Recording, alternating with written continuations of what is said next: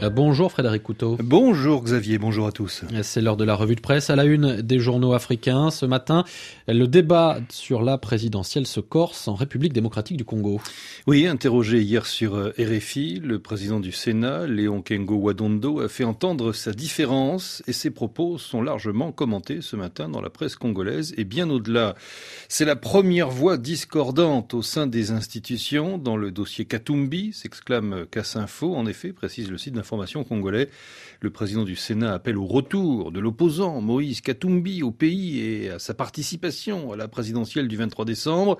Et Casinfo de citer cette phrase de Léon Kengo Wadondo: « Nous sommes au début des élections. Mon souhait le plus clair, c'est que tout le monde se présente de manière à ce qu'on ne critique pas, qu'on a exclu l'un ou l'autre. Mais comme il a été condamné, je demande au président Kabila de pouvoir l'amnistier. » Du coup, retour de Katumbi, Kengo tacle Kabila, s'exclame le potentiel en première page.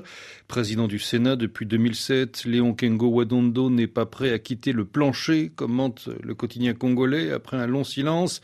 Il a donc décidé de parler, il a réglé ses comptes, effleurant sans porter des gants des dossiers chauds de l'actualité, notamment la libération de Jean-Pierre Bemba, le choix de Ramazani comme candidat du FCC à la présidentielle, la machine à voter, et puis cerise sur le gâteau, donc Kengo Wadondo exige le retour de Moïse Katumbi. Sa voix a porté, estime le potentiel.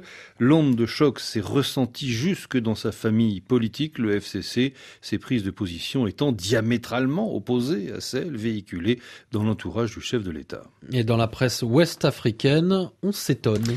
Oui, pour l'observateur Palga à Ouagadougou, cette sortie du président du Sénat est surprenante à double titre. D'abord parce que le vénérable Kengo n'est autre que la deuxième personnalité de l'État, dauphin constitutionnel du président Joseph Kabila, et ensuite parce qu'il est membre du Front commun pour le Congo, le FCC donc, la coalition formée pour soutenir celui qui est désormais le candidat officiel de la majorité pour la présidentielle, Emmanuel Ramazani Shadari. C'est dire, poursuit l'observateur Palga, que le vieux a ramé à contre-courant de l'évangile selon saint Joseph.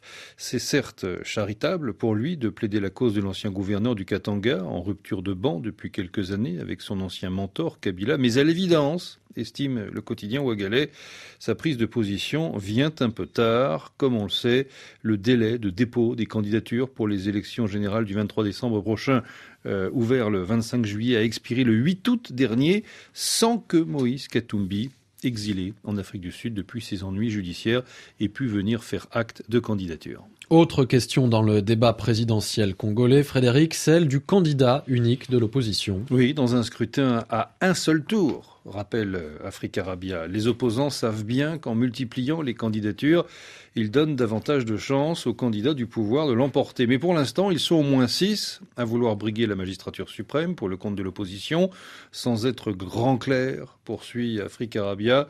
On peut supposer qu'il sera extrêmement difficile de faire converger les principaux opposants vers une candidature unique, et on peut aussi compter sur le camp présidentiel pour ajouter de la division à la bataille des égaux afin de multiplier les candidatures. Enfin, le nouvel observateur à Kinshasa, lui, veut y croire. Un dépassement de soi s'impose, lance le quotidien congolais. Il y va de l'intérêt du pays et de sa population. L'heure n'est plus à la diabolisation, mais plutôt à la mise en commun d'un projet de société devant aboutir à la mise en œuvre de l'architecture d'un Congo nouveau, dépouillé de toutes les anti-valeurs en cours. On attend de voir sur l'échiquier de la famille de l'opposition, conclut le quotidien quinois, des acteurs qui vont œuvrer pour un changement radical et non des opportunistes situationnistes.